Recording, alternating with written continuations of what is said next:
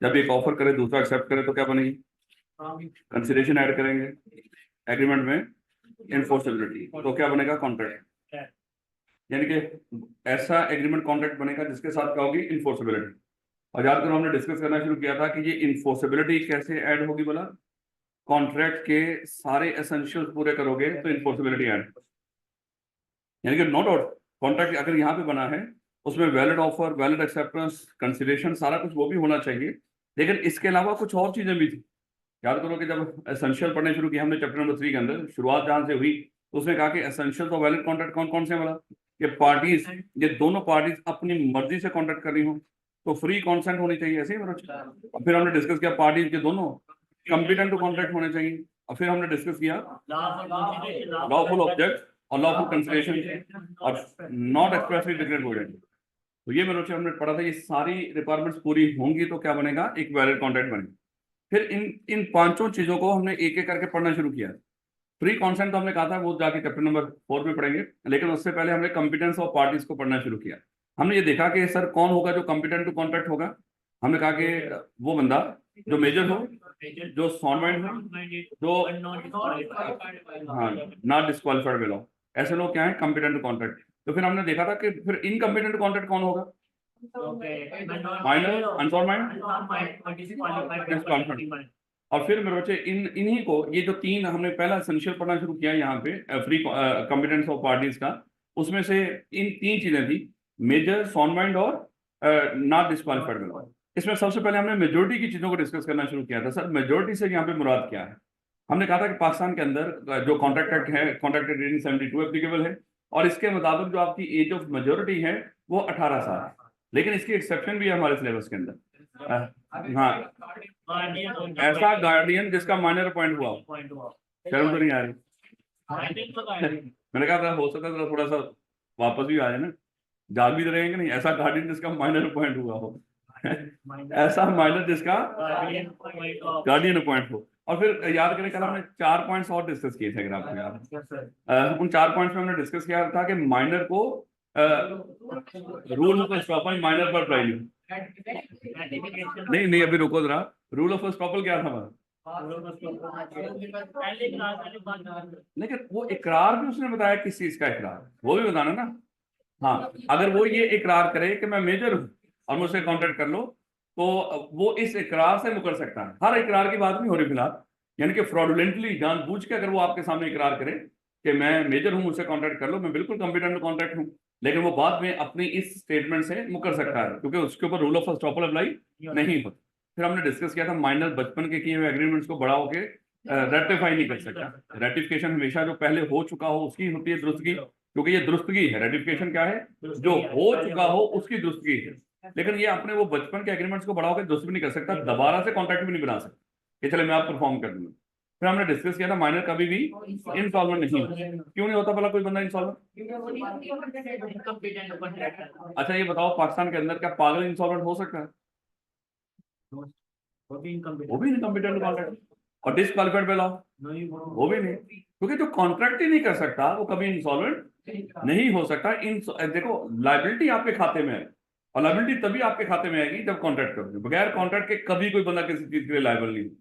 जब कोई लाइबल ही नहीं तो फिर मेरे बच्चे ऐसी सिचुएशन आएगी नहीं जिंदगी में कि जहां पे क्या हो, उसके सर पे लाइबिलिटी ज्यादा हो और पे करने के लिए एसेट कम हो। फिर हमने डिस्कस किया था अगर बच्चा बड़े के साथ मिलके एग्रीमेंट कर रहा हूँ तो बड़े के साथ कॉन्ट्रैक्ट होगा, बच्चा जिम्मेदार है। फिर अगर आपको याद हो कल हमने डिस्कस करना शुरू किया था सॉन माइंड, और हमने कहा था कि सॉन माइंड की डेफिनेशन क्या है और उसकी एग्जांपल दो। पेपर में जरा ध्यान रखिएगा, कहेगा सॉन माइंड की मुझे डेफिनेशन दो और एग्जांपल दो। तो डेफिनेशन में मेरे बच्चे क्या बताना था? वो 3 बात। At the time of contract, देखो हाँ, अभी टाइम क्या हुआ बोला? पूरा 1 बजा, वाह लेवल हो गया। पूरे 1 बजे मेरा आपके साथ कॉन्ट्रैक्ट हो रहा है। मुझे नहीं पता कि इससे पहले आप क्या थे, और मुझे नहीं पता कि 1 बजे के बाद आप क्या हो, लेकिन फिलहाल अभी आप सारे क्या हो, शॉर्ट माइंड समझाने के लिए बात कर रहा हूं। तो 1 बजे आपने ये जिस टाइम पे कॉन्ट्रैक्ट हो रहा है उस टाइम पे देखना है कि अगली पार्टी टर्म्स एंड कंडीशन को समझ सकती है कॉन्ट्रैक्ट की, और समझदारी वाला फैसला कर सकती है। अगर ये तीनों बातें पूरी हो रही हो तो हमारे नजदीक को सॉन्ड माइंड कॉन्ट्रैक्ट है, तो उसको सॉन्ड माइंड बोलो।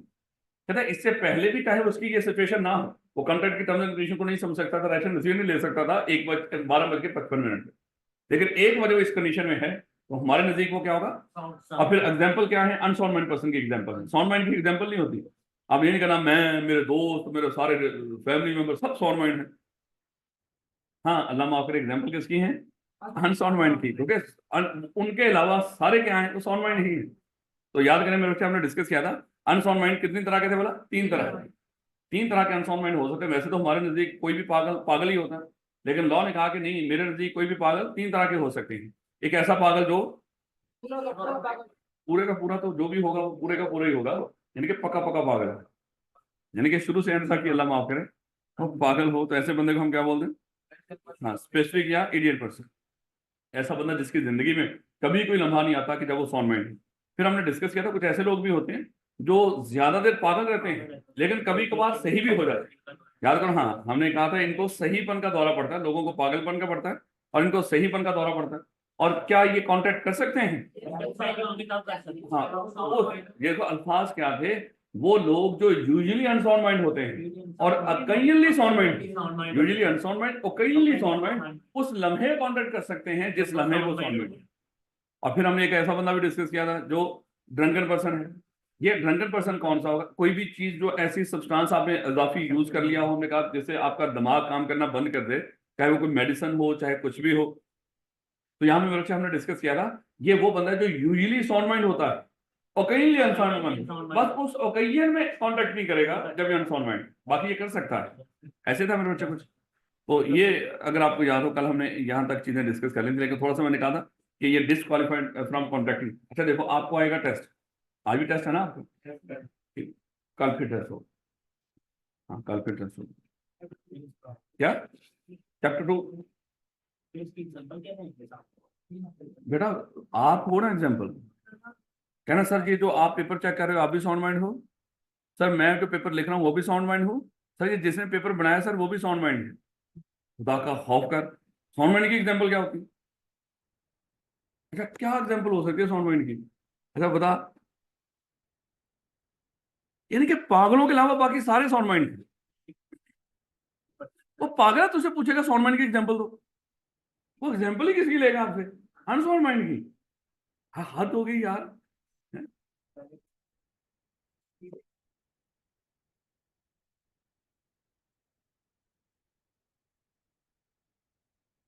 ले बेटा, अच्छा मैंने आपको बताया था जरा थोड़ा सा, अब जब ये चैप्टर नंबर 3 का क्वेश्चन आएगा ना, तो भी हमने लाइटें यहाँ पे जो करने होते हैं बंद की, तो भी हमने कोई लाइट जो बंद करते हैं वो की हुई है हमने, देखें अगर कोई थोड़ी सी कोई और कम कर दें, ये हो जाएगा इंशाल्लाह। उसको क्या तो है, इससे पहले पहले इसको सही कर दूं, तो थोड़ा सा इसकी विजिबिलिटी, क्योंकि मुझे इमरान शाह साहब से आ रहा है, तो यहाँ पे न्यूमेरिकल टाइप का सब्जेक्ट है टेक्स्ट। ले बेटा, जब ये क्वेश्चन आएगा ना चैप्टर नंबर 3 के अंदर टेस्ट में, तो यकीन कर लो कि फिर आपको कोई समझ नहीं आनी कि सर ने यहाँ पे पूछा क्या है टेस्ट के अंदर, और वो सर ने नहीं पूछा, वो आईकैब ने पूछा हुआ। यानी कि आपने पक्का करके दिमाग में रखना है, ये डिसक्वालिफाइड फ्रॉम कॉन्ट्रैक्ट, ये वो लोग हैं जो ना माइनर हैं ना ही अनसाउंड माइंड, ये मेजर भी हैं साउंड माइंड भी। वो आपको पेपर में यही कहेगा, मुझे वो लोग बताओ जो माइनर भी ना हो अनसाउंड माइंड भी ना हो और वो इनकम्पिटेंट टू कॉन्ट्रैक्ट। तो एक्चुअली वो किन का पूछ रहा है, इन लोगों का पूछ रहा है, और सिर्फ वहां पे यही बताने हैं, ये ना हो कि वहां पे अनसाउंड माइंड हो सबको बताना शुरू कर दो, उनको दूसरे पूछा ही नहीं। याद रखोगे इस बात को, कहते there are some disqualification imposed on certain person under certain legislation. ये सब लोगों के ऊपर नहीं, कुछ खास लोग हैं जिनके ऊपर ये पाबंदी लगाई गई है, किस खास कानून के तहत, on respect of their capacity to contract which include, यानी कि उनकी जो कॉम्पिटेंस टू कॉन्ट्रैक्ट है उसके ऊपर हमने कुछ रिस्ट्रिक्शन लगा दी। यानी कि अच्छा, रिस्ट्रिक्शन का मतलब होता है डिस्क्वालिफिकेशन, ठीक हो गया। लेकिन देखिए, एलियन एनिमी, देखो अभी आज आप पाकिस्तान में बैठे हो, आप इंडिया से क्या दरामद करना चाहते हो, अगर आपका मन करे कि सर ऐसा करते हैं इंडिया से प्याज टमाटर हैं, हम ये दरामद कर लेते हैं, तो बेटा आप कर सकते हो, कोई दिक्कत नहीं, क्योंकि खुदा ना खासा अभी कौन सा हम उनके साथ हालत जंग में है, तजारत तो हो रही है, वो बस उस तरह उतनी ज्यादा ओपन नहीं, लेकिन तजारत तो अभी भी चल रही है। तो आप क्या कर सकते हो, उनके लोगों से कॉन्टेक्ट करो, वो कॉन्टेक्ट बिल्कुल वैलिड है। लेकिन मेरे बच्चे खुदा ना खासा चले जरा देखिएगा यहाँ पे सिचुएशंस आज मिस्टर ए ने मिस्टर बी के साथ, मिस्टर बी रहता है इंडिया में और ये है पाकिस्तान, ये रहता है इंडिया में। तो मिस्टर ए ने क्या किया, मिस्टर बी के साथ आज की तारीख के ऊपर आज कॉन्ट्रैक्ट किया है। तो मेरे बच्चे, अगर खुदा ना खासा पाकिस्तान और इंडिया के दरमियान अमन है, किसी तरह की कोई जंग की हालत नहीं है, तो ये कॉन्ट्रैक्ट क्या होगा, बिल्कुल वैलिड। अच्छा, ये कॉन्ट्रैक्ट परफॉर्म होना था 1 महीने के बाद, और इस दौरान क्या हुआ, खुदा ना खासा इंडिया और पाकिस्तान की जंग लगी, अल्लाह ना करे, बताने के लिए बता रहा हूँ। तो इंडिया और पाकिस्तान की जंग लगी, तो हुआ ये जो कॉन्ट्रैक्ट है, ये जो हुआ था, आगे जाके हम पढ़ेंगे। ये याद है बचपन में हमने डिस्कस किया था, एक ऐसा कॉन्ट्रैक्ट जो बनते वक्त बिल्कुल वैलिड था, बाद में परफॉर्म ना हो सकता वॉइड कॉन्ट्रैक्ट। तो मेरे बच्चे ये क्या बनेगा, क्या ये वॉइडेबल नहीं होगा, ये नहीं कि अगर मन करे परफॉर्म कर लो चाहे तो ना करो, नहीं नहीं, यहाँ पे आप ये वॉइड कॉन्ट्रैक्ट हो जाएगा। तो आप क्या कर लो, यानी कि ये या तो ये कहते हो ये कॉन्ट्रैक्ट परफॉर्म नहीं हो सकता, सस्पेंड कर दो, है वेट करो जंग खत्म हो तो परफॉर्म कर लीजिएगा, है नहीं तो इसको क्या कर दो, खत्म कर दो, क्योंकि कानून की निगाह में अब ये परफॉर्म नहीं हो सकता। लेकिन अगर अगर आप मान लो कि उधर खुदा ना खासा जंग लगी हो, उस दौरान अगर कोई कॉन्ट्रैक्ट करेंगे, फिर बच्चे वो वॉइड एग्रीमेंट हो, कानून कहेगा इसको हमने कभी भी कॉन्ट्रैक्ट नहीं बनने देना, आपको मना किया है, आप उन लोगों के साथ कॉन्ट्रैक्ट नहीं कर सकते, और हो सकता है वो क्या करते हैं, उसको इलीगल भी कर दें, वॉइड एग्रीमेंट के साथ साथ क्या करते हैं, उसको इलीगल एग्रीमेंट भी, कि हम उसको सजा भी देंगे उस बंदे को। तो याद रखना कि जंग जब अमन हो, आप उन लोगों के साथ कॉन्ट्रैक्ट कर सकते हैं। तो खुदा ना खासा जंग शुरू होगी, तो वो लोग आपके लिए क्या हो जाएंगे, डिसक्वालीफाइड हो जाएंगे कॉन्ट्रैक्ट करने के लिए। ना तो वो पागल हैं, ना ही बच्चे हैं, वो बड़े हैं, कॉन्ट्रैक्ट कर सकते थे, लेकिन किस वजह से नहीं कर सकते, कि अब वो हमारे दुश्मन मुल्क के लोग हैं और जिनके साथ जंग लगी हुई है। कहता है इस सिटीजन ऑफ फॉरेन कंट्री, किसी और मुल्क का शहरी, आपके पाकिस्तान का कभी भी कोई शहरी, ये नहीं होगा कि खुदा न खासा एक कबीले की दूसरे कबीले से जंग लगी हुई, तो यहाँ पे फिर हम उस कबीले के लोगों से कॉन्ट्रैक्ट ही नहीं कर सकते, उस कबीले के सारे लोग हमारे लिए क्या हो गए, इनकम्पिटेंट टू कॉन्ट्रैक्ट, नहीं नहीं नहीं। उसके के डेफिनेशन क्या है, a citizen of foreign country, वो किसी और मुल्क का बाशिंदा होना वो जरूरी है इस चीज के लिए। अगर वो पाकिस्तान का ही है, अगर उस इलाके के साथ खुदा ना खासा हमारे जो हालात खराब है, अल्लाह माफ करे, जैसे आप लोगों ने बलोचिस्तान के साथ कर रखा है, अब ये नहीं समझना कि अल्लाह माफ करे कि वो हम उनसे कॉन्टेक्ट ही नहीं कर सकते हैं, अगरचे वो नहीं करते, लेकिन फिर भी हम कर सकते हैं। A citizen of foreign country while Pakistan is at war with that country, यानी कि जिस वक्त, उसी लम्हे, अच्छा उसी लम्हे जब हम उनके साथ हालते जंग में हैं, उस दौरान उस मुल्क के शहरी क्या होंगे आपके लिए, इनकम्पिटेंट कॉन्ट्रैक्ट, उस लम्हे। लेकिन जब जंग खत्म हो गई तो दोबारा से कॉन्ट्रैक्ट शुरू कर दो, या अगर गवर्नमेंट ने पाबंदी ना लगाई हो, बात का तो होता है जंग खत्म हो भी गई हो, लेकिन गवर्नमेंट कहे कि हमने इनके साथ कॉन्ट्रैक्ट नहीं करना, तो नहीं करना, फिर याद रखोगे इस बात। उसके बाद अच्छा, ये हेडिंग दे रखी है, हेडिंग पुरानी तो आपके अंदर दी हुई, अभी आपने मैं वहां पर सिर्फ एक लाइन लिख रखी है, आपने वही लिखना है, इट्स ओके, हेडिंग देने की जरूरत नहीं, अगर लिख लो तो इट्स ओके, आपकी मर्जी, लेकिन नहीं करोगे तो कोई मसला नहीं है।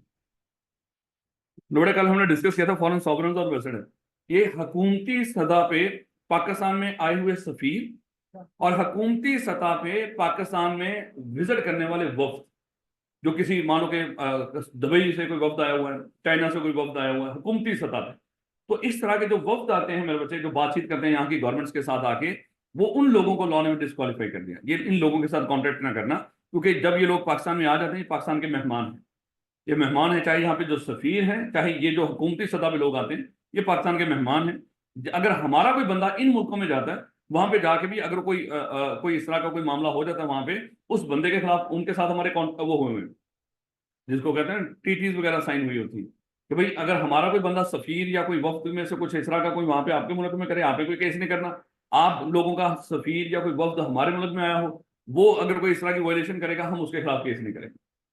तो याद रखना कि ऐसे फिर कानून ने वैसे आपको मोहताज कर दिया, अच्छा कर सकते हो, कानून कह रहा है स्टिल आप इनके साथ कॉन्ट्रैक्ट कर सकते हैं, लेकिन कल अगर इन्होंने परफॉर्म ना किया तो हमारे पास ना आना, हम इनको अदालतों में नहीं लेकर आ सकते, अपनी अदालतों में इनको खड़ा नहीं कर सकते कि चलो भैया आप यहाँ पे अपनी बेगुनाही साबित करो। हाँ, ये खुद बेगुनाही साबित करने के लिए अदालतों में पेश हो जाए, इनका बड़ापन है, लेकिन अगर ये ना आना चाहें तो आप इनको मजबूर करके अदालतों तक नहीं ले सकते, इसलिए कानून ने आपको मोहताज कर दिया कि हमने इनको डिस्क्वालीफाई कर दिया कॉन्ट्रैक्ट करने से, आप इनके साथ कॉन्ट्रैक्ट ना करें, अगर किया तो जिम्मेदार कौन होगा, आप खुद होंगे। यहाँ पे हम इन्फोर्सेबिलिटी ऐड नहीं करेंगे, क्योंकि हमारी तरफ से आपको कोई मदद नहीं मिलेगी, यही इन्फोर्सेबिलिटी है ना, कानून मदद को आएगा, कानून कहता है मैं यहाँ पे मदद को नहीं हूँ, याद रखोगे। देखिएगा मेरे बच्चे छोटे छोटे point, foreign sovereigns and ambassadors have immunity, इनको इस्तिस्ना मिला होता है, इम्यूनिटी का मतलब क्या है, इस्तिस्ना, कि इनके ऊपर पाकिस्तान के अंदर कोई केस नहीं बन सकता, unless they choose to submit themselves to the jurisdiction of our courts. हाँ, अगर ये खुद चाहें तो हमारे जो कोर्ट्स हैं उनकी, यानी कि जो जुरिस्डिक्शन कहते हैं इख्तियार, अथॉरिटी, इख्तियार, अगर हमारे कोर्ट्स की जुरिस्डिक्शन में, इख्तियार में, अगर ये खुद जाके पेश होना चाहें कोई अपनी बेगुनाही साबित करने के लिए कि मुझ पर इल्जाम लगा होता है ना, बात का कोई बाइज्जत लोग भी होते हैं, कहेंगे सर ये हमें बिला वजह इल्जाम लगा रहा है, मेरा कोई इसके साथ इस तरह का कोई लेन देन है ही नहीं है, तो कोई ये खुद कोई बेगुनाही साबित करना चाहे तो ये खुद अदालतों में आ जाए तो इनका बड़ा फन है। हम मेरे बच्चे इनको मजबूर नहीं कर सकते अदालतों में आने। कहता they have a right to enter into a contract, इनका हक है ये कॉन्ट्रैक्ट कर सकते हैं, but can claim the privilege of being not, privilege of not being sued. लेकिन कल अगर इन्होंने वादा पूरा ना किया तो ये क्या क्लेम करेंगे, क्या दावा करेंगे, जा जो करना कर ले, क्योंकि तू कुछ कर ही नहीं सकता है, क्योंकि केस ही कर सकते हो मेरे बच्चे, और केस यहाँ पे करने की इजाजत नहीं है। तो ये वो वाहद बंदे हैं जो आपको कह सकते हैं जो जाओ जो करना है जो कर लो, क्योंकि आप इनको कुछ भी नहीं कर सकते। इसी तरह बच्चा भी कह सकता है जाओ जो करना है कर लो, क्योंकि आप उसको कुछ भी नहीं कह सकते। पागल भी कह सकता है, और कई सियासतदान ऐसे होते हैं खुदा ना खासा जब उनको उनको पकड़ा जाता है वो पागल बन जाते हैं, ताकि इनको कोई सहूलतें मिल जाए। तो यही हुकूमती लोग हैं जो ये कभी किसी मेंटल हॉस्पिटल में जाते थे, कभी किसी हॉस्पिटल में जाते थे जब इनको ऊपर इमरान खान ने पर्चे बनाए हुए थे। अब वो खुद वहां पे जेल में, कोई मेंटल नहीं, कोई दिक्कत नहीं, वो बैठा हुआ, और ये खुद परेशान है कि कल फिर इसने पकड़ के हमें जेल में बंद करना है, और हमने फिर रोना है, और लोगों ने हम पे लान तान करनी है। वो कितने चुप करके बैठा था और आप लोग रो रहे हो उसके अंदर बैठे हुए। खैर उसने बातचीत शुरू कर दी, अब रोले वैसे ही खत्म हो जाएंगे। उसने भी कहा कि बस बहुत होगी जेल, नहीं बेटा। याद करो हमने कल डिस्कस किया था एक और बंदा जिसको कानून ने मना कर दिया, ये कॉन्ट्रैक्ट नहीं कर सकता, ना ये बच्चा है ना ही पागल, लेकिन मेरे बच्चे जेल में है। ऐसा बंदा जो कन्विक्टेड हो, कन्विक्टेड वो बंदा होता है जिसको सजा हो चुकी है और सजा की बेस पे वो जेल में बैठा हो, ऐसे बंदे को कन्विक्टेड पर्सन कहते हैं। अच्छा, कई लोग होते हैं, देखो एक लफ्ज होता है मुलजम, एक होता है लफ्ज मुजरम। मुजरम वो जिसका जुर्म साबित हो चुका, मुलजम वो जिसके ऊपर इल्जाम हो। तो मेरे बच्चे यहाँ पे हम बात कर रहे हैं मुजरम की, जिसको सजा हो चुकी हो, जाहिर बात है जुर्म साबित हुआ होगा, सजा हुई होगी। तो अगर कोई बंदा मुजरम हो, कन्विक्टेड पर्सन हो, कोर्ट की तरफ से उसको सजा हो चुकी हो, तो ऐसे बंदे के साथ आपने कॉन्ट्रैक्ट नहीं करना। हाँ, ये कहता है कि ये भी बंदा कॉन्ट्रैक्ट कर सकता है, लेकिन कब, जब ये जेल से बाहर हो। और वो दो ही सूरतें हैं, या तो जो इसकी मुद्दत थी, सेंटेंस मुद्दत थी, हाँ वो पूरी कर ली इसने। होते ना कि 2 साल कैद बामुशक्कत, तो क्या करते हैं, 2 साल कैद में बामुशक्कत वो पूरी हुई तो उसके बाद ये क्या कर सकता है, कॉन्ट्रैक्ट कर सकता है। या हो सकता है 2 साल की कैद तो हुई है लेकिन महीने बाद इसकी जमानत हो, पेरोल पे आ गया। पेरोल मतलब क्या होता है, केस अभी चल रहा है। जमानत का मतलब क्या होता है, केस अभी चल रहा है, ये अदालतों में आएगा लेकिन इसको जेल में बैठने की जरूरत नहीं, इसको कहते हैं कि इसकी क्या होगी, जमानत होगी। तो अगर किसी बंदे की जमानत होगी हो, या वो वैसे ही बरी हो गया हो, यानी कि बरी मतलब बरी ना लफ्ज बोले, यानी कि उसकी मुद्दत पूरी हो गई हो, ऐसा बंदा क्या बरी भी हो गया हो, यानी कि जो भी।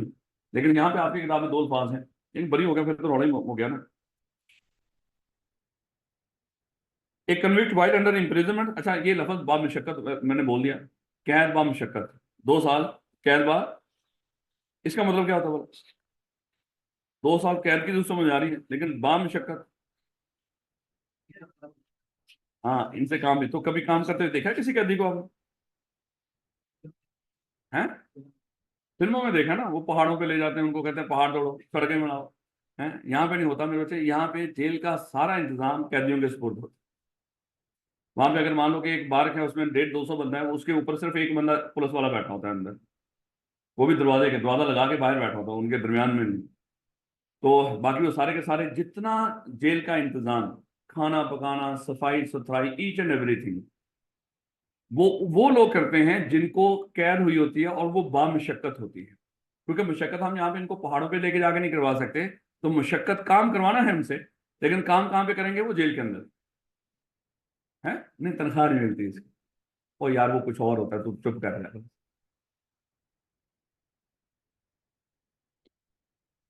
होते हैं होंगे तो यहाँ पे तो फिलहाल तो जो अल्लाह माफ करे पाकिस्तान में जो कैदी हो, वो जितनी मर्जी मुशक्कत करे, उसको वो हर महीने घर से पैसा जाता है उसको।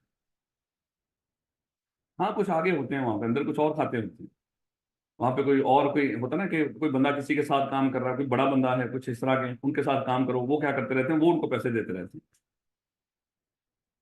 तो तनख्वाह मिलनी है। कन्विक्ट वाइफ हो सकता है किसी अच्छी जेल में उनको तनख्वाह मिलती है, लेकिन सिखाया जाता है वहां पे, काम धंधा भी सिखाया जाता है। जो इस तरह के जो छोटे लोग होते हैं, जो बच्चे यानी कि बच्चे शच्चे, या कोई इस तरह का कोई सीखना चाहे, वहां पे उसके पास ऑप्शन होता है, कोई वर्कशॉप का काम कुछ इस तरह का, तो वहां पे लिमिटेड लेवल पे जाके इन चीजों को भी सिखाया जाता है। खैर, गोली मारो यार, अल्लाह माफ करे। इमरान खान कह रहा होता ना कि मेरा खाना घर से नहीं आता, मुझे एक मुशक्कती रोटी पका के देता है। लफ्ज क्या है उसका? मुझे एक मुशक्कती रोटी पका के देता है। इसका मतलब इमरान खान के साथ जो बंदा काम कर रहा है वो कौन है? जिसको कैद हुई है, जिसको सजा हुई है, और उस सजा में उसने काम भी करना था, और वो काम में क्या करके दे रहा है? इमरान खान को रोटियां पका के दे रहा है। ये उसकी मुशक्कत है। खैर, कह रहा है एक कन्विक्ट वाइल, लेकिन इमरान खान को खाली कैद हुई है, उसको बामुशक्कत नहीं हुई। पता नहीं, मैंने पढ़ा नहीं, उसका गौर नहीं कभी की। नहीं तो इमरान खान खुद लोगों की रोटियां पका रहा था वहां। A convict while under imprisonment is incapable of contracting, but देखो imprisonment, जब तक वो जेल में इन सलाखों की परली साइड पे है तो मेरे बच्चे ये कॉन्ट्रैक्ट नहीं कर सकता। जब ये सलाखों से बाहर आ गया तो ये कॉन्ट्रैक्ट कर सकता है। अब ये ना हो कि सलाखें तोड़ के आया, उसके लिए दो तरीकेकार हैं। वो दो तरीकेकार क्या हैं? But this disability comes to an end. लेकिन ये जो कॉन्ट्रैक्ट नहीं कर सकता, इनकेपेबल है, ये डिसेबिलिटी एंड हो जाती है कब? After the expiry of the sentence, जब उसकी मुद्दत पूरी हो गई, या when he is on payroll, अगर वो जमानत पे है। जमानती क्या होता है? अभी केस खत्म नहीं हुआ, लेकिन वो जेल में नहीं बैठे, वो केस अदालतों में जाके लड़ सकते हैं। और जो बेटा इंसॉल्वेंट, ऐसा बंदा याद करें, हमने डिस्कस किया इंसॉल्वेंट कौन होता है बोला? वो बंदा जो कोर्ट की तरफ से दिवालिया डिक्लेयर हो चुका हो, तो ऐसा बंदा कॉन्ट्रैक्ट नहीं कर सकता। क्यों नहीं कर सकता था बोला? इसके पास है ही कुछ नहीं, इसके पास है ही कुछ नहीं। जो था वो किसके पास है? Official sign. अच्छा, मैं समझाने के लिए बात कर रहा हूँ। मान लो कि आज के दिन के ऊपर एक बंदा क्या हुआ, इंसॉल्वेंट डिक्लेयर हो गया। कोई मिस्टर ए है, इंसॉल्वेंट डिक्लेयर हो गया। इस मिस्टर ए की जितनी प्रॉपर्टी है वो किसके पास चली जाएगी बोला? ऑफिशियल असाइनी के पास। अब ऑफिशियल असाइनी क्या करेगा? इसकी प्रॉपर्टी को अगले दिनों में जाके इसको बेचेगा, लोगों की लायबिलिटी पे करेगा। तो उसके लिए एक टाइम होगा मेरे बच्चे। मान लो कि एक टाइम है जिसमें उसने ये सारा काम मुकम्मल कर दिया। जब ये सारा काम मुकम्मल हो गया ना, यहाँ पे इस टाइम में जब वो इंसॉल्वेंट हुआ जिस दिन, और जब तक उसके सारे एसेट बिके, लायबिलिटी जितनी पे हो सकती थी नहीं पे होती, यानी कि सारा कुछ मामला खत्म नहीं होता, हम इसके लिए लफ्ज बोला करते हैं अनडिस्चार्ज इंसॉल्वेंट। ऐसा बंदा जो इंसॉल्वेंट तो है लेकिन अनडिस्चार्ज। लेकिन जब मेरे बच्चे इसके सारे मामला खत्म हो जाएंगे, जो ऐसा थे हमने भेज दिए, जितने पे हो सकते थे लोगों के दे दिए, अब इसको हम दोबारा जिंदगी जीने के लिए मेरे बच्चे मौका दे देंगे। जब भाई दोबारा जिंदगी जी लो, और ये इंसॉल्वेंट क्या करना शुरू कर देगा? दोबारा जिंदगी, दोबारा कॉन्ट्रैक्ट कर सकता है। लेकिन जब तक इंसॉल्वेंट है, उसके लफ्ज फिर आगे टर्म बोलते हैं अनडिस्चार्ज इंसॉल्वेंट। जो भी डिस्चार्ज नहीं हुआ, अभी उसके एसेट बेचे जा रहे हैं, लोगों की लायबिलिटी पे की जा रही है, अभी वो सिलसिला चल रहा है, उस वक्त तक अनडिस्चार्ज है। जब ये डिस्चार्ज हो गया मेरे बच्चे, मामला खत्म हो गए, तो उसके बाद ये दोबारा जिंदगी जिएगा। ये नहीं कि खुदा ना खासा ये पूरी जिंदगी कॉन्ट्रैक्ट नहीं कर सकते। ये तो फिर क्या करेगा? चोरी चिकारी करेगा, है, क्राइम ही बढ़ेगा ना मेरे बच्चे। तो ऐसे बंदे को ऐसे नहीं करना है कि ऐसे, जाहिर बात है कोई भी सजा ताहयात नहीं हो सकती इस तरह। A person declare as insolvent, वो बंदा जिसको कोर्ट ने डिक्लेयर कर दिया हो। अच्छा, कई लोग होते हैं जो अप्लाई करके बैठे होते हैं, मैंने जाकर कोर्ट में अप्लाई कर दिया, सर मैंने बहुत सारे लोगों का पैसा देना, मुझे इंसॉल्वेंट डिक्लेयर कर दो, लेकिन अभी कोर्ट ने डिक्लेयर नहीं किया, मैं इंसॉल्वेंट नहीं हूं। इंसॉल्वेंट वही होगा जिसको कौन डिक्लेयर करेगा? कोर्ट। और मैंने कहा था हो सकता है घर वाले तो मुझे बड़ी देर के डिक्लेयर करके बैठे हो कि आप तो दिवालिया हो, आपके पास तो है ही कुछ नहीं, तो मतलब मैं दिवालिया हूं, मैं इंसॉल्वेंट हूं, मैं कॉन्ट्रैक्ट नहीं कर सकता। कौन डिक्लेयर करेगा? कोर्ट डिक्लेयर करेगा। कहता है एक पर्सन, या हो सकता है आपके रूममेट आपको डिक्लेयर करके बैठे हो, तेरे पास होता ही कुछ नहीं, दिवालिया तू है, तो आप इंसॉल्वेंट होंगे नहीं। कहता है person declared as insolvent can not enter into a contract as his property is dealt with by official assign, क्योंकि उसके पास प्रॉपर्टी नहीं, क्योंकि ऑब्लिगेशन कैसे पूरे करेगा ये?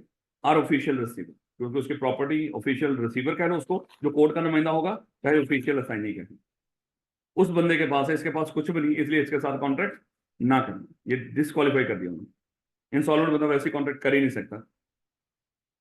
लेकिन जब तक वो, क्या पढ़ा अभी अभी आप लोगों ने?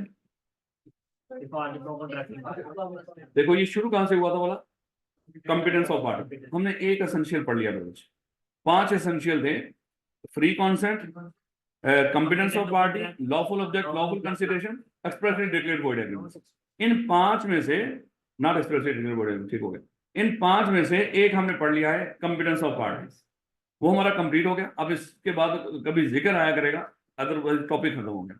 अब दूसरा एसेंशियल शुरू होने जा रहा है, वो क्या है? लॉफुल ऑब्जेक्ट और कंसिडरेशन। और मैंने याद करें आपको बताया था ये दोनों सेम ही हैं, ये इकट्ठे ही चलते हैं, ये अलग अलग नहीं होते। लेकिन पहले वो आपको कह रहा है कि शायद आप लोगों को कंसिडरेशन का पता ही नहीं कि कंसिडरेशन, देखो ऑब्जेक्ट को बताने की जरूरत नहीं उसको, उसने कहीं नहीं बताया वो ऑब्जेक्ट क्या होता है, क्योंकि ऑब्जेक्ट कंसिडरेशन ही, एक बंदे की जो कंसिडरेशन है वो ही उसके लिए मेरे बच्चे क्या ऑब्जेक्ट है।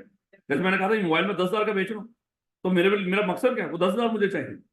तो याद रखना कंसिडरेशन ही क्या होता है, ऑब्जेक्ट होता है अगर देखा जाए तो। ऑब्जेक्ट को उसने कहीं डिफाइन नहीं किया, तो उसकी जरूरत ही कोई नहीं। कंसिडरेशन ही एक बंदे की कंसिडरेशन, हाँ, उसी के लिए चाहे कह लो उसका ऑब्जेक्ट हो। तो देखिएगा डेफिनेशन ऑफ कंसिडरेशन, कंसिडरेशन किसको कहते थे मेरे बच्चे, दोनों का फायदा हो। आप थोड़ा सा ना, अब उस फायदे से बात ऊपर चली जाएगी थोड़ी सी, थोड़ा सा हम ज्यादा डिटेल में डिस्कस करेंगे। अच्छा मेरे बच्चे अज्यूम कर लो मिस्टर बशीर ने मिस्टर नजीर को कहा कि मिस्टर नजीर आपके पास ये बाइक है, मुझे 60,000 की बेच दो। मिस्टर बशीर क्या है, बायर, और नजीर क्या है, सेलर। मुझे बताएं कि मिस्टर बशीर मिस्टर नजीर को कुछ करने के लिए कह रहा है, मैं ये कहूं कि मिस्टर बशीर मिस्टर नजीर को कोई एक्ट परफॉर्म करने के लिए कह रहा है, क्या करो ये बाइक मुझे बेच दो। तो मेरे बच्चे अगर वो बाइक बेचने को तैयार हो जाता है, उसको बेच देता है, मैं कह दूं कि उसकी इस बाइक को बेचने का एक्ट मिस्टर बशीर के लिए क्या है, वो कंसिडरेशन, ऐसे ही है मेरे बच्चे। तो उस अच्छा देखिए, किसी का कुछ करना भी आपके लिए कंसिडरेशन होता है, किसी का कुछ करने से रुकना भी आपके लिए कंसिडरेशन हो सकता है। याद है ऑफर किस लिए हुआ करते थे, कुछ करने के लिए भी ऑफर होती थी, कुछ करने से रुकने। और वो जो ऑफर कर रहे थे मेरे बच्चे डेफिनेटली किसी चीज के लिए कर रहे थे ना, कुछ करने के ऊपर या कुछ करने से जो आपको फायदा हो, कुछ करने से भी फायदा हो सकता है, किसी का कुछ करने से रुकने से भी फायदा हो सकता है। अब देखिएगा मिस्टर बशीर ने क्या किया, ये 60,000 की बाइक खरीद ली और मिस्टर बशीर ने मिस्टर नजीर को एक चेक बना के दे दिया था, मान लो 60,000 रुपए का, और इसकी ड्यू डेट रखी उसने 30 जून 2024, और मिस्टर बशीर ने इसके ऊपर साइन करके ये चेक दे दिया मेरे बच्चे मिस्टर नजीर। उसके बाद क्या हुआ हमने डिस्कस किया था, कुछ दिनों के बाद मिस्टर नजीर इस चेक को, जब वो ड्यू डेट आई तो मिस्टर नजीर इस चेक को कैश करवाने जा रहा था। तो मिस्टर बशीर ने मिस्टर नजीर को कहा कि भैया ऐसा करो, अभी ये चेक बैंक में प्रेजेंट ना करो, मैं आपको 60,000 की बजाय 70,000 पे कर दूंगा, लेकिन इस चेक को बैंक में प्रेजेंट, तो उसके अकाउंट में पैसे नहीं, उसको पता डिसऑनर हो जाएगा, तो इस चेक को बैंक में प्रेजेंट ना करो। तो मेरे बच्चे उसने क्या किया, उसने कहा कि ठीक हो गया भैया। मुझे बताइए क्या बशीर यहाँ पे मिस्टर बशीर नजीर को कुछ करने के लिए कह रहे हैं या कुछ करने से रोकने के लिए, करने से रोकने के लिए। अच्छा उस वो क्या हुआ, नजीर ने क्या किया, बशीर के कहने पे रुक गया। मैं ये कह दूं कि नजीर का बशीर के कहने पे रुकना ये भी उसके लिए कंसिडरेशन है, बिल्कुल consideration.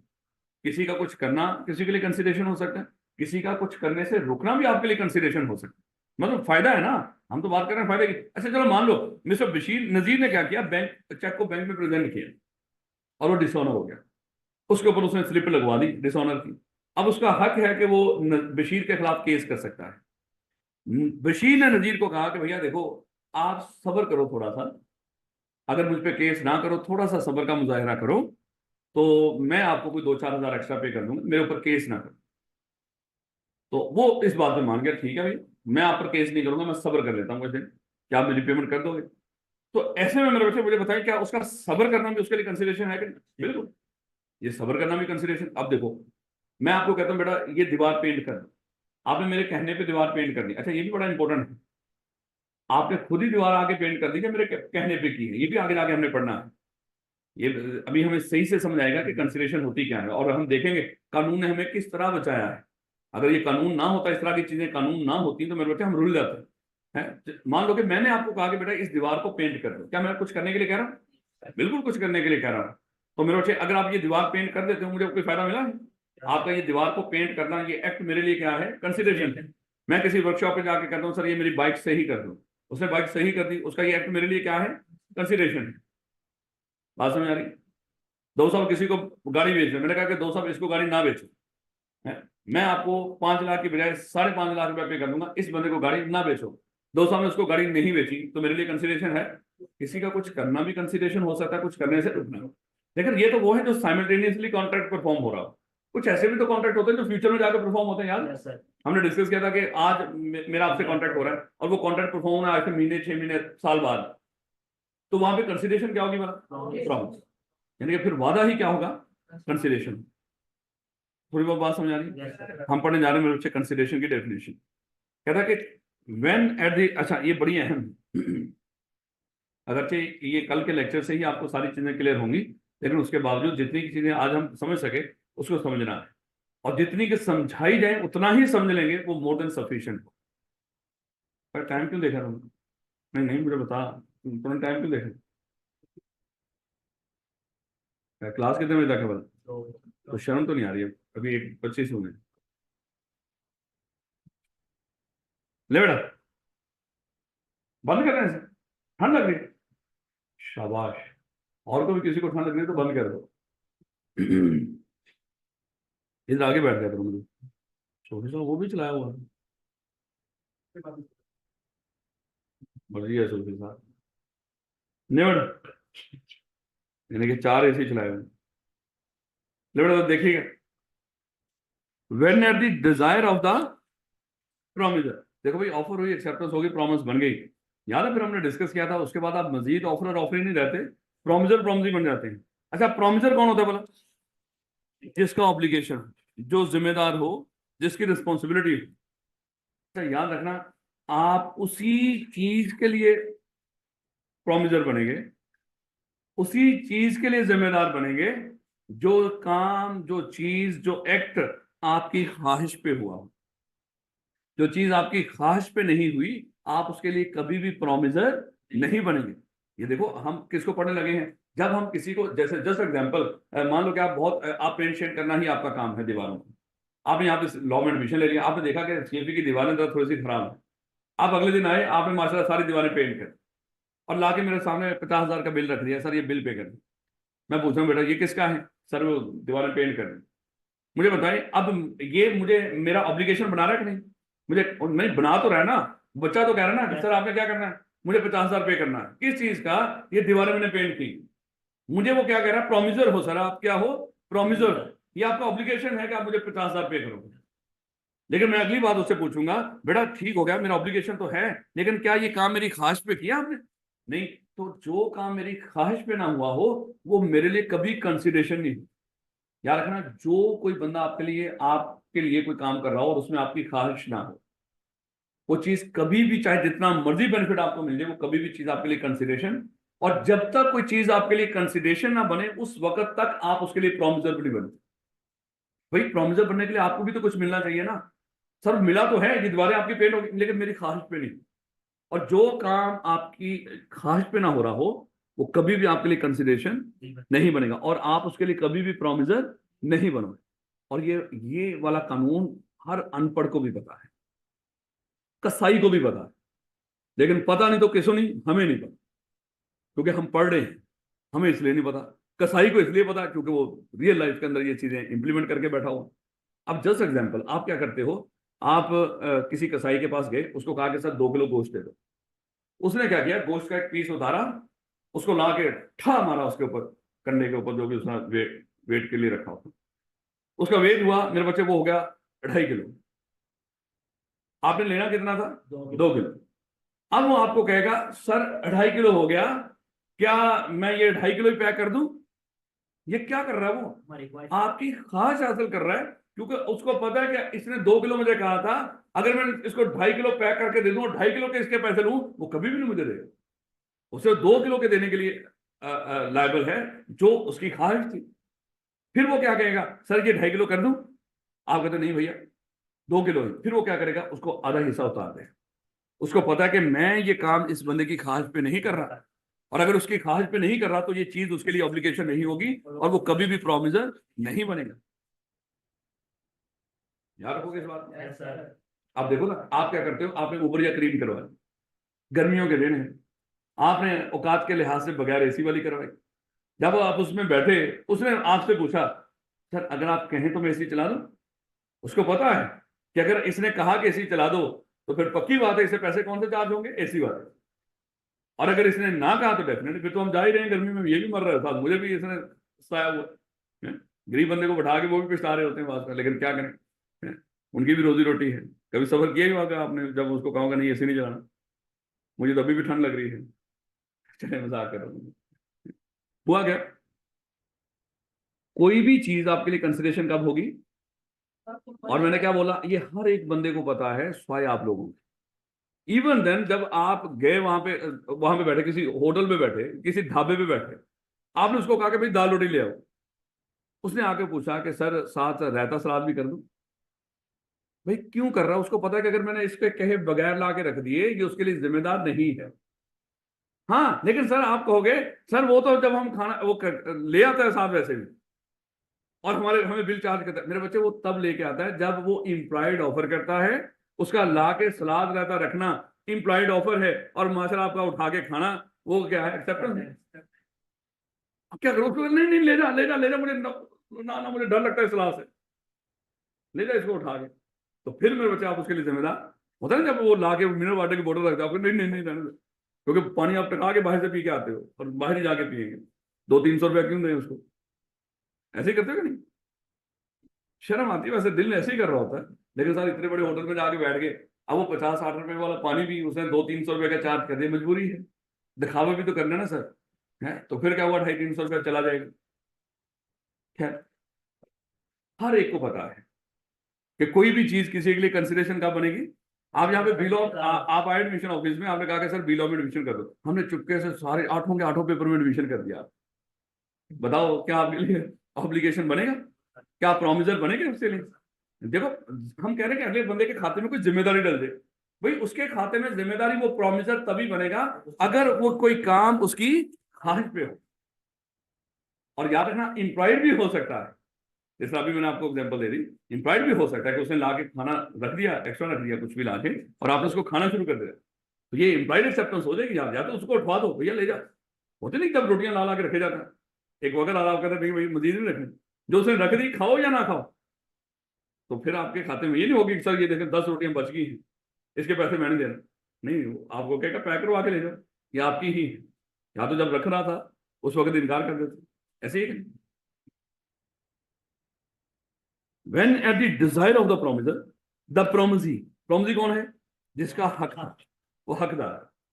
The promisee or any other person has done, यानी कि promisee या उसका कोई एजेंट वगैरह उसके बिहाफ पे, अगर promisee या किसी और बंदे ने जो promisee के लिए काम कर रहा हूं has done or abstained from doing,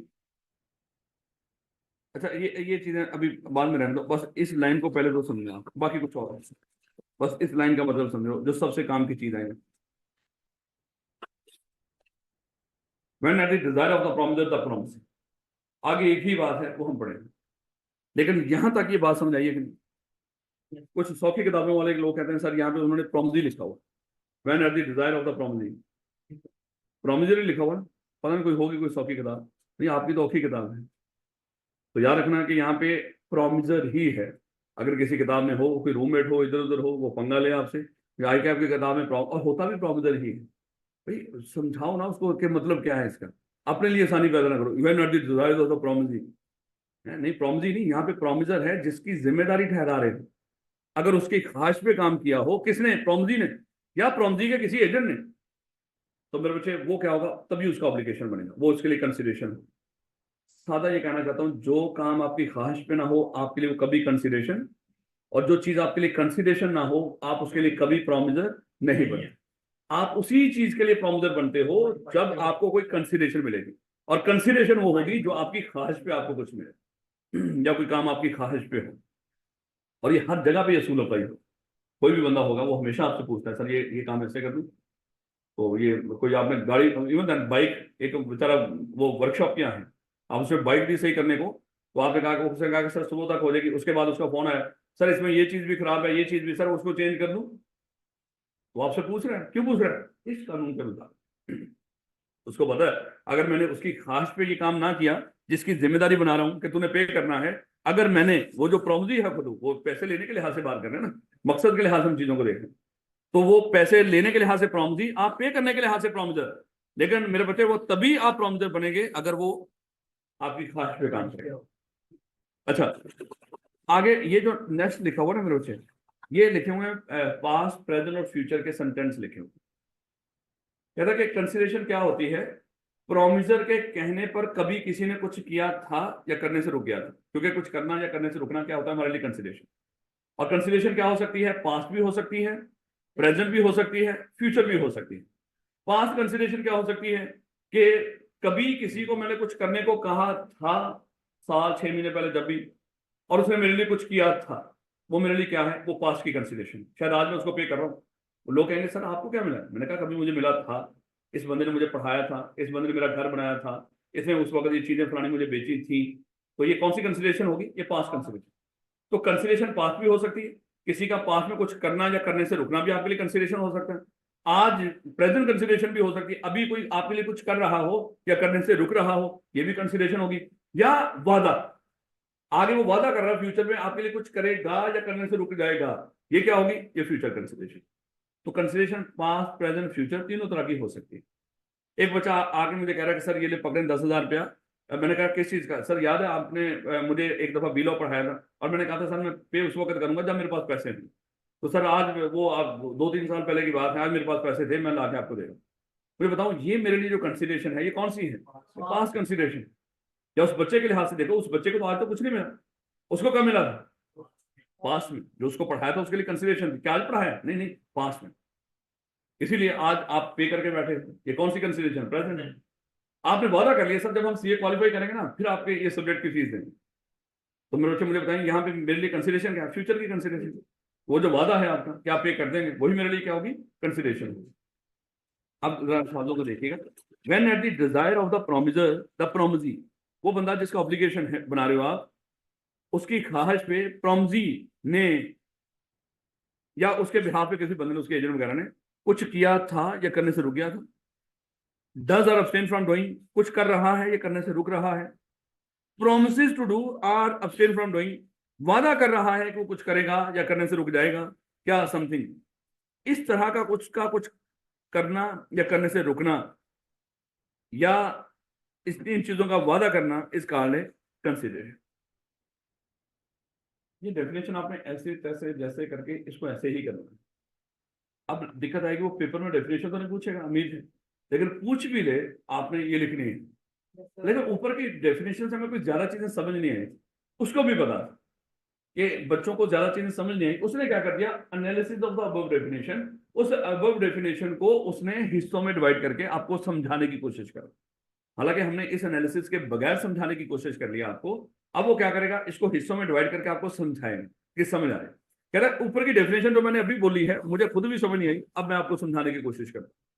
उसका मतलब क्या है? द कंसिडरेशन में भी, किसी का कुछ करना भी कंसिडरेशन हो सकता है, कुछ करने से रोकना भी कंसिडरेशन हो सकता है, सबर करना भी कंसिडरेशन हो सकता है, वादा भी कंसिडरेशन हो सकता है। वादा कहां पे होगा? फ्यूचर के कॉन्ट्रैक्ट से।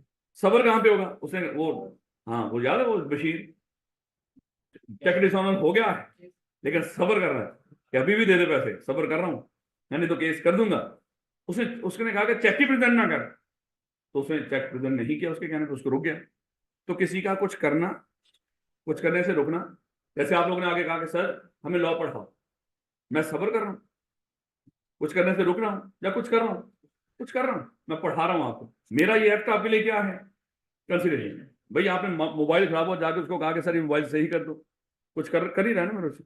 या वो क्या कहेगा? सर और बड़े सर मोबाइल पढ़ूंगा सर, 1 वीक लगेगा, मैं सही कर दूंगा लेकिन 1 वीक। तो क्या कर रहा हूँ?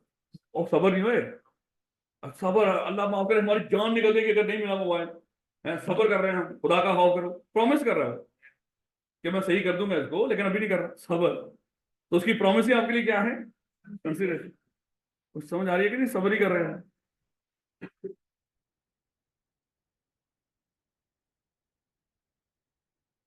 ये हम पढ़ क्या रहे हैं? ऊपर की डेफिनेशन का एनालिसिस। 7 अल्फाज में एसेंशियल्स ऑफ वैलिड कंसिडरेशन।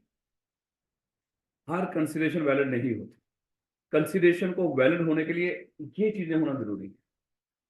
पहले नंबर पे तो कंसिडरेशन बता रहा है होती क्या है, कोई किसी का कुछ करना, करने से रुकना, वादा, ये सब कंसिडरेशन होती हैं। याद रखोगे इस बात को।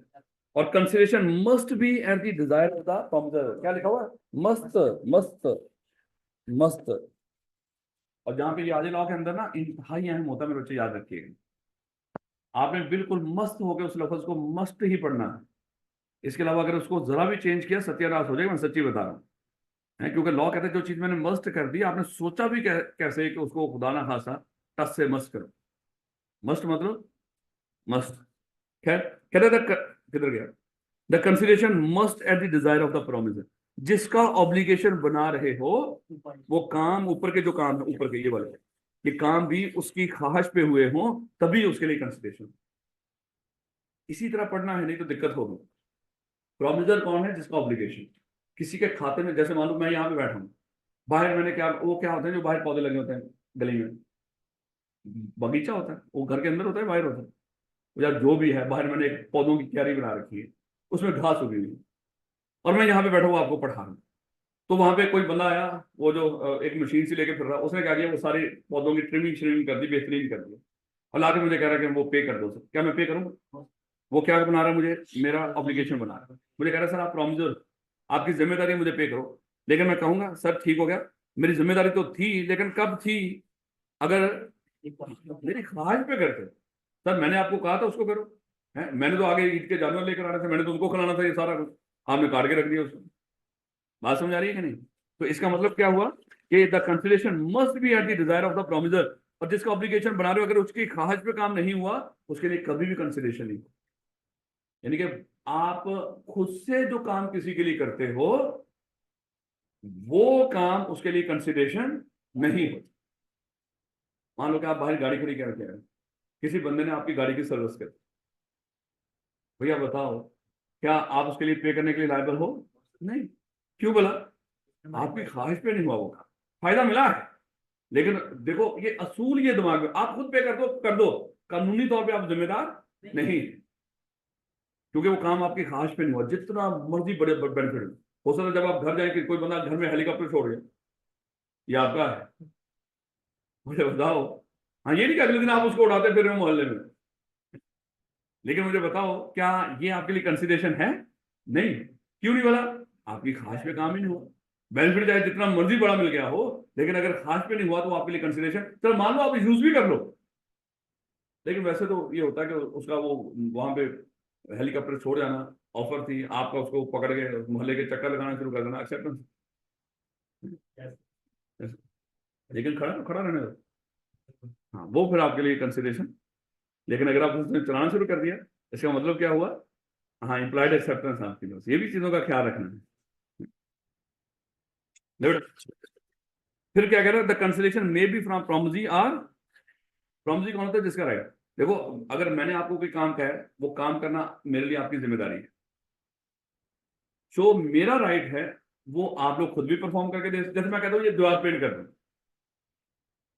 अब जब दीवार पेंट करवा रहा हूं मैं आपसे, मैं मुझे बताओ दीवार के लिए प्रोमिजर हूं कि प्रोमिजी दीवार पेंट करवाने के लिहाज से, करने के लिहाज से नहीं, करवाने के लिहाज मैं प्रोमिजर हूं, मेरा ऑब्लिगेशन होगा, मैंने आपको पे करना है। और चलो दीवार पेंट करने के लिहाज से कौन है? आप प्रोमिजर हो, ऐसे ना मेरे बच्चे, सादा इसको रखो।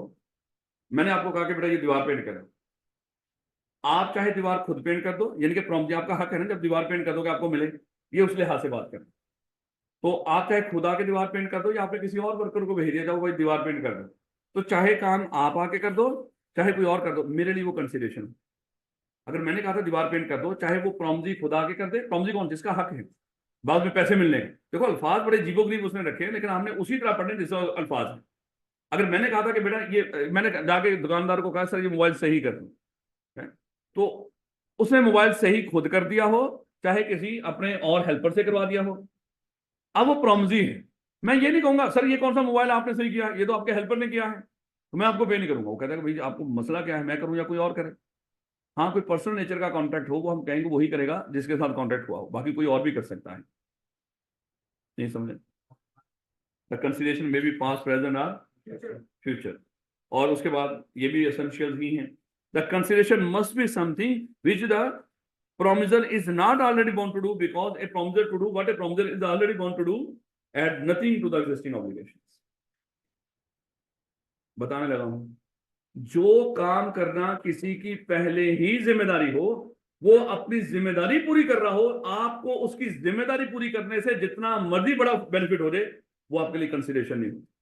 मतलब आप उसके लिए कभी भी पेएबल, या वो चीज आपके लिए कभी ऑब्लिगेशन नहीं हो।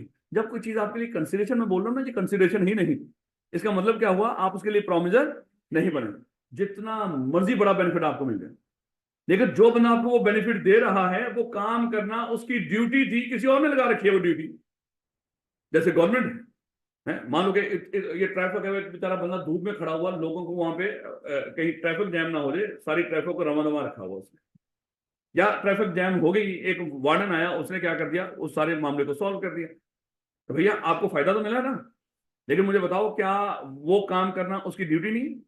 वो काम करना उसकी ड्यूटी है। आपके घर के बाहर किसी ने पक्की सड़क बनवा दी, किसी ने कहा गवर्नमेंट ने पक्की सड़क बनवा दी, अब वो थोड़ी है कि आपसे पैसे मांगेंगे जो सड़क बना रहे हैं। जब अगर मांग भी दें तो क्या कहोगे, भैया आपकी ड्यूटी है। किसी गवर्नमेंट के हॉस्पिटल में जाते हो, आपका अच्छा खासा इलाज होता है, और मेरे बच्चे आप उसके लिए पे नहीं कर रहे, क्यों? वो अपनी ड्यूटी पूरी कर रहे हैं। जो काम करना किसी की ड्यूटी हो, वो कभी भी आपके लिए कंसिडरेशन नहीं बनेगा, और आप कभी भी उसके लिए प्रोमिजर नहीं हुए, लेकिन वो काम उसकी ड्यूटी हो। जैसे पुलिस वालों ने, खुदा ना खासा आपका मोबाइल चोरी हुआ, पुलिस वालों ने ढूंढ के लाके दे दिया, क्या आपको मोबाइल तो मिला है ना? है? क्या मुझे बताओ कि आपके लिए कंसिडरेशन है? क्यों नहीं मिला? लेकिन अगर आपने कोई प्राइवेट एजेंसी हायर करी हो, मेरा मोबाइल ढूंढ के दो, हाँ हाँ, उनकी ड्यूटी नहीं है कि वो आपके मोबाइल को ढूंढ कर देखें, लेकिन आपने उनको हायर किया, तो फिर आप क्या करोगे, उसको पे करोगे। याद रखोगे इस बात को। कह रहा the consideration must be real, not illusionary. Consideration हकीकी होनी चाहिए, मुबहिम ना हो, गैर वाजे ना हो, इम्पॉसिबल ना हो। ये वही है मेरे बच्चे, ऑफर सर्टन और डेफिनेट होनी चाहिए यार। ऑफर क्या होनी चाहिए? सर्टन है। ये वही है मेरे बच्चों, कोई नया पॉइंट नहीं। और ये बार बार इस तरह की चीजें जगह जगह देखेगा डिफरेंट नामों से, बात एक ही है। कंसिडरेशन मस्ट बी रियल, हकीकी होनी चाहिए, नॉट इल्यूजनरी। मतलब डेफिनेट और सर्टन होनी चाहिए, अगले बंदे को पता हो। लो बेटा, पहला पॉइंट में तो कोई दिक्कत नहीं है। ये consideration may be an act, consideration sorry abstinence, forbearance, promise. ठीक हो गया। अब दूसरे पॉइंट से हम पढ़ने लगे हैं एक एक करके। फिर desire of the promisor, consideration must move at the desire of the promisor. मेरे बच्चे मान लगे मिस्टर ए नहर के किनारे में बैठा हुआ था, और इसके बच्चे चीख चला रहे थे नहर में, बचाओ बचाओ बचाओ। वहीं पे एक गोताखोर आया, उसने इन बच्चों को बचाया, और गोताखोर ने इन बच्चों को जब बचाया, ला के बाहर रख दिया, मिस्टर ए को कहा कि चलो सर मुझे पे करो। मिस्टर ए कहता मैं क्यों पे करूं, क्या मैंने कहा था बचाओ इनको? है? ये तो मैं खुद इनको भाई यहाँ पे इनके सांस पक्के करवा रहा हूँ, इनको पहलवान बनाऊंगा। मैंने खुद नहर में छोड़ा हुआ था इनको, और तूने निकाल दिया, चल दोबारा फेंक। याद रखोगे इस बात को। यानी कि जो काम आपने किसी की ख्वाहिश में ना किया हो, उसके लिए कंसिडरेशन नहीं। अब मान लो कि आप सड़क पे जा रहे थे, जेब में किराया नहीं थी, तो एक रिक्शे वाला आया, उसने कहा कि सर बैठो। आपने कहा कि नहीं भैया। उसने जबरदस्ती पकड़ के आपको रिक्शे में डाल के जाके उस चौक पे छोड़ दिया जहां पे आप जाना चाहते, क्या पे करो, क्या करोगे? क्यों? आपकी आपकी ख्वाहिश पे काम हुआ ही नहीं है। ये क्या है यार, इस तरह तो कोई भी पकड़ के, कोई जिसको नहीं, कोई इस तरह की कोई खुदा ना खासा सवारी मिल रही, वो हमें बैठा के चक्कर लगवा के कहेगा ये पकड़ पे कर, ये तो जुल्म हो जाएगा ना मेरे से। तो कंसिडरेशन मस्ट मूव। और इतनी सारी भी हमने एग्जांपल डिस्कस की है कि हर जगह पे लोग क्या करते हैं, आपकी डिजायर हासिल करते हैं मेरे बच्चे, आपकी ख्वाहिश हासिल करते हैं, ताकि आपके लिए वो चीज कंसिडरेशन बन जाए, और आप उसके लिए क्या बन जाओ, प्रोमिजर बन जाओ। क्योंकि उसको पता है कि जब तक वो चीज आपके लिए कंसिडरेशन ना हुई, उस वक्त तक प्रोमिजर नहीं, और प्रोमिजर तभी बनोगे कंसिडरेशन अगर वो काम आपकी। हाँ, मान लो कि ईद के लिए कुर्बानी के जानवर आपने ले रखे हैं, वो ईद वाले दिन, पहले दिन ही आपने जानवर बाहर बांधे हुए थे, कसाई आया, उसने ज़िबा कर दी, बताओ पे करोगे इसको? क्यों नहीं करोगे? हमारे भाई तूने किसने कहा था? हैं? ये तो हमने बच्चों के हकीकों के लिए रखे थे, बाद में करेंगे हम, और तूने पकड़े इसको ज़िबा कर दिया। हैं? भाई निकल यहाँ से। आप उसके लिए कुछ भी पे करेंगे, वो ये नहीं कहेगा नहीं नहीं पे करो, अब तो ज़िबा करना है ना भैया, आप उसके लिए लायबल। क्यों बोला? वो काम आपकी ख्वाहिश पे नहीं हुआ, जितना मर्जी बड़ा बेनिफिट हो, जो ख्वाहिश पे नहीं हुआ, आप उसके लिए क्यों नहीं बना, वो चीज आपके लिए कंसिडरेशन नहीं। याद रखोगे। अभी मैं चुपके से आपको लॉ पढ़ा रहा था, मैंने पता ही नहीं चलने दिया आपको, साथ ऑर्डर भी पढ़ा दी, और बोला इसकी ऑर्डर की फीस भी जमा करो। बताओ क्या पे करोगे? क्यों? सर हम पता नहीं यहाँ पे लॉ में कैसे फंस गए हैं, आप ऑर्डर भी बढ़ा रहे हो हैं? तो इसका मतलब है वो आपके लिए कंसिडरेशन नहीं। सर हमने कहा था आपको हमें ऑर्डर पढ़ाओ, आपने खुद ही पढ़ाया, तो आपकी मर्जी। हाँ समझ आ रही है? किसी को कहा था मुझे ना, ये मैंने सीएफई तक जाना है, किसी रिक्शे वाले को कहा है, उसने आपको सारी जगहों पे घुमा फिरा के सीएफई सर पूरा लाहौर घुमा दिया, तो बताओ पे करोगे? नहीं। लेकिन अगर आप लाहौर घूम भी रहे थे, हैं, जगह जगह पे रुक के सेल्फियां भी ले रहे थे, हैं, तो जगह जगह पे अपनी लोकेशनें भी दे रहे थे, इस ऐड फलानी जगह पे, ऐड शाही किला तो फलाना फलाना, मतलब क्या है उसका, हाँ उस जगह पे लेके जाना इम्प्लॉयड ऑफर था, और आपका मना ना करना एक्सेप्टेंस है। लेकिन साल कह रहा है भाई ये किधर लेके जा रहा है, मैं तुझे कह रहा हूं मैंने नहीं जाना उधर, मुझे सीएफई छोड़ गया हो, अगर फिर भी वो घुमाया जा रहा है तो फिर आप उसके लिए जिम्मेदार नहीं। The consideration must B eight the desire of the prominent. सोचा सोचा भी करो थोड़ा बहुत ना इसको, वैसे भी आम हमारी रोजमर्रा जिंदगी का लॉ है सारे का सारा। यकीन कर लो कि ऐसा मजेदार सब्जेक्ट है, हमारी जिंदगी इससे घिरी पड़ी,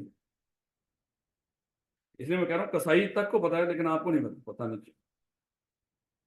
अच्छा, consideration may move from the promisee और any other person, consideration may move from the promisee any या एनी अदर पर्सन। प्रोमिसी कौन होता है? जिसका राइट। भाई किसी का राइट तभी बनेगा अगर उसने कोई ऑब्लिगेशन परफॉर्म किया, और उसका जो ऑब्लिगेशन है वो हो सकता है उसने खुद परफॉर्म किया हो सकता है उसके बिहाफ पे किसी और ने कर दिया हो। आपने ये नहीं कहना कि सर आपने ही ये काम करना था, तब मैंने, जैसे आप मान लो कटिंग करवाने जाते हैं, वो पहले बंदा जो मेन था वही आपकी कटिंग करता है, आज उसने किसी और ने कर दी, कोई दिक्कत नहीं, पे तो आप करो। ये थोड़ी करोगे उसको मैंने कौन तो आपसे कटिंग करवानी थी, आपने ही करनी थी तभी मैं पे करूंगा। Consideration may move from the promisee और एनी अदर पर्सन। मैंने किसी को कहा कि भाई ये घर बना दो, है वो क्या वो घर खुद आके बनाएगा, ईंटें लगाएगा? उसने किसी लोगों को रख लिया, मिस्त्री वगैरह मजदूर रखे, उसने उसने घर बनवा दिया। तो मुझे जो घर बना हुआ मिला है क्या उस ठेकेदार ने खुद बनाया? नहीं, बनवा के दिया ना, तो मैं उसको पे करूंगा कि नहीं? तो consideration may move from promisee और एनी अदर पर्सन। खैर इसकी एग्जांपल लीजिएगा जरा। मान लो कि आप लोग यहाँ पे पढ़ रहे हो, आप लोग यहाँ पे पढ़ रहे हो, तो मेरे बच्चे ये आपका राइट है, तो जिनको राइट मिल रहा है उन्होंने कुछ पे भी तो करना होगा ना, उनका ऑब्लिगेशन भी होगा। तो ऑब्लिगेशन कौन परफॉर्म कर रहा है? चाहे आप खुद कर दो, चाहे कुछ बच्चों की फीस घर वाले आके पे कर देते हैं। हम ये थोड़ी कहते हैं कि घर वालों ने फीस पे की है पढ़ेंगे भी घर वाले। तो consideration may move from promisee, जिनका राइट है, राइट आप क्या पढ़ना, आप भी consideration may move from promisee, मतलब जो हमारा हक है सीएफबी वालों का, वो जो कंसिडरेशन हमारे लिए है आपके लिए तो पढ़ना है, जो आपका राइट है आप उसके लिए क्या हो, प्रोमिसी हो। जो आपका ऑब्लिगेशन है वो आप हो सकता है खुद परफॉर्म कर दें या आपके बिहाफ पे कोई और कर दे। याद रखोगे? अच्छा देखो, आज आप आ रहे थे सीएफई में, चिंची पे बैठे हुए आ रहे थे, वहीं पे क्या हुआ, एक आपका दोस्त भी साथ बैठ गया, और वही बात, सारे सफर का सत्यानाश हो गया। भाई किराया ये देगा या मैं दूंगा, ये देगा या मैं दूंगा, सोचते आ रहे हैं ये क्यों आ गया आज, पहले ही मेरे पास आज बड़े लिमिटेड से पैसे थे। खैर आप लोग तो अमीर हो, आप लोग ऐसी बातें नहीं सोचते, लेकिन जो माड़ा बंदा है उसका कोई दोस्त आके बैठ जाए, उसका सारा सफर तबाह हो गया। अगरचे आखिर पे जाके वही पे कर देता है, और उसको बड़ा सुख का सांस आता है, लेकिन सारा सफर तो सोचता है ना कि यार मैं तो इतने के पैसे लेके घर से निकला था, अब नहीं पे करूंगा तो क्या कहेगा वो, हैं? आया क्यों यहाँ पे रिक्शे में, पैदल नहीं जा सकता था ये। लेकिन बता अब हुआ क्या, देखो आप उसके साथ यहाँ तक पहुंचे, आप प्रोमिसी थे, यहाँ तक पहुंचने रिक्शे में बैठ के यहाँ तक पहुंचने के लिहाज से आप क्या थे, प्रोमिसी थे। क्या आपको ऑब्लिगेशन था? आपने कुछ पे भी तो करना था ना। अच्छा, आपका किराया आपके उस दोस्त ने पे कर दिया, तो रिक्शे वाले को आपकी तरफ से कंसिडरेशन चाहिए। वो कंसिडरेशन चाहे आप खुद पे कर देते, चाहे आपके बिहाफ पे कोई और पे कर दे, एक ही बात है। लेकिन अगर वो एक्सेप्ट कर ले, इसी तरह आप होटल में खाना खाने जाते हैं, दोस्त होते हैं साथ, खाना तो सारे खाते हैं, तो होटल वालों को पैसे चाहिए। वो देखो आपका राइट था, आपने खाना खाया वहां पे जो भी था, और अब आपका ऑब्लिगेशन भी है। प्रोमिसी हो तो ऑब्लिगेशन भी होगा, प्रोमिसर भी होंगे।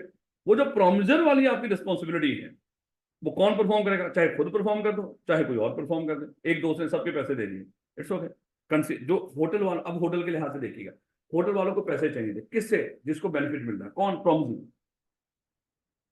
तो प्रोमिसी खुद भी पे कर सकता है या उसके बिहाफ पे कोई और भी पे कर सकता है। नहीं समझ आ रही मेरा, ये एक रियल एग्जांपल लीजिएगा। मतलब एक खातून थी मिस ए, उस खातून की एक बेटी थी मिस बी, और इस खातून की एक बहन थी मिस सी। पुराना केस है, बरसगीर पाको हिंद का, लेकिन इससे हमें थोड़ी सी चीजें समझ आ जाएंगी। तो यहाँ पे क्या हुआ, ये जो मिस बी थी ये हमेशा अपनी माँ को कहती रहती थी कि माँ ऐसा कर, ये ना जो तेरी जायदाद है ना ये मेरे नाम पे लगवा दे। उसने कहा कि नहीं, तू बड़ी बदतमीज है, अगर ये जायदाद मैंने तेरे नाम पे लगवा दी तो मेरी एक बहन है जो बेवा है, मैं इसी से उसकी भी देखभाल करती हूँ, तूने उसको कुछ नहीं पे करना, तो मैं ये जायदाद तेरे नाम पे नहीं लगवाऊंगा। उसने क्या किया, उसने किसी भी तरीके से अपनी माँ को मना लिया और ये कहा कि आप ये जायदाद मेरे नाम पे लगवाओ, बहन जो तेरी बहन है, मतलब जो मेरी खाला है, उसकी मैं पूरी पूरी जिम्मेदारी उठाती हूँ कि मैं उसको क्या करूंगी, उसको पे करूंगी। जो भी मान लो एनुटी है, कोई सालाना तौर पे उसने कोई अमाउंट तय कर दी कि ये पे करेगी उसको। और माँ ने क्या किया, वो प्रॉपर्टी इस मिस बी के नाम पे लगवा दी। अब हुआ क्या कि ये क्या करती थी, मिस बी मिस सी को सालाना अमाउंट पे करती थी।